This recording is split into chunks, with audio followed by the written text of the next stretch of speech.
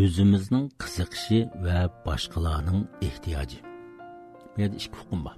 Birisi ayxo degan gap, qiziqish, yaxshi ko'rish. Yana birisi boshqalarning, jamiyatning, kollektivning ehtiyoji. Hamda egilik haqida gap bo'lgan vaqtida mana bir gap bor. Biz o'zimiz yaxshi ko'rgan ishni qilishimiz kerak deydigan gap bor. Boshqa yerdan bor. Bu gap to'g'rimi desa to'g'ri, lekin to'liq emas. Hamda bu odam nimani yaxshi ko'rdi? Odam kichik vaqtida shu bir qism kasblarni yaxshi ko'rib qoladi. San'atdan tarbiya yoki shu yoshlarga munosabatlik bir qism kasblarni yaxshi ko'rdi. Ondan keyindan xizmatga, jamiyatga chiqadi. Chiqqandan keyin yaxshi ko'rish bilan xizmat, tirikchilik qilish, iyilik, pul tepish ikkisi ikki dunyo bo'lib qoldi.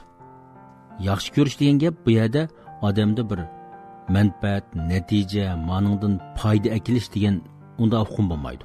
Men yaxshi ko'rdim, shartsiz yaxshi ko'rdim. Mani keyinni o'ylamaydi. Ammo odam jamiyatga chiqqandan keyin har qanday ishning natijasi bo'ldi, so'rig'i bo'ldi. Mani men manchilik qilib, mayaga opirib, mana jinimni boqaman, yo oilamni boqaman, mana bir buniki natijasi bo'ldi. Natijasi bo'lgandan keyin ma'lum bir ishlar sizning vazifangizga aylandi. Hamda bir ish sizning vazifangizga aylangan vaqtdan boshlabla sizning kichik vaqtingizdagi yaxshi ko'rish holatingizda darhol o'zgarish bo'ldi. Siz har qancha yaxshi ko'rsangizmi, uni bir qismingiz yaxshi ko'rish bo'ladi. Uni har kuni qiladigan, har kuni vazifaga aylantirib qiladigan narsaga aylangandan keyin sizning yaxshi ko'rishingiz tuvallaydi. U xizmatga aylandi. Shuning bilan odam yana zerikadi. Demak, mishada hayotda bir ziddiyatli ish bor. Biz hamon mush odam yaxshi ko'rgan ishni qilish kerak deb davomli mush gaplarni ushirtimiz. Bu gap tigidan xato emasdek. Lekin mushuni amalga oshira oladigan odam intayin oz. Jamiyatda haqiqiy holat qanday bo'ldi desa, mutlaq ko'p qism odam o'zining xizmatini yaxshi ko'rmaydi. Ma'vriyallik. Mutlaq ko'p qism odam o'zining xizmatini yaxshi ko'rmaydi. Uni vazifa uchun, tirikchilik uchun, iyilik uchun, kirim uchun qiladi. Shuning bilan mutlaq ko'p qism odamning natijasi yaxshi bo'lmaydi. Shuning bilan bu yerda bir mohiyatlik masala o'tirib chiqadi. Sadi sizning yaxshi ko'rishingiz bilan boshqalarning ehtiyoji, jamiyatning ehtiyoji. Mana o'tirsidagi bir falsafiy munosabat shakllandi. Bir pishqan odam bilan bir pishmagan odamning yosh bolaning farqi nima desa, o'zining yaxshi ko'radigan narsasi bilan xizmatini imkon qadar birlashtira oladi. Pishmagan odam qanday bo'ldi desa, o'zining yaxshi ko'rishini o'ylaydi. Men nimani yaxshi ko'raman, nimani qiziqaman, shuni o'ylaydi. Bir taraflama holda o'ylaydi.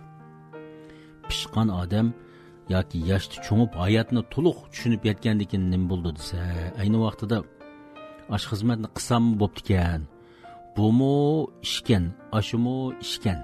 Hammasi oxirida shu hayotning bir tanlashidan iborat ekan. Buni yaxshi ko'rsam nima bo'pti, yaxshi ko'rmasam nima bo'pti? Men amini yashab mushay keldim deb mushu narsani tunib yetdi.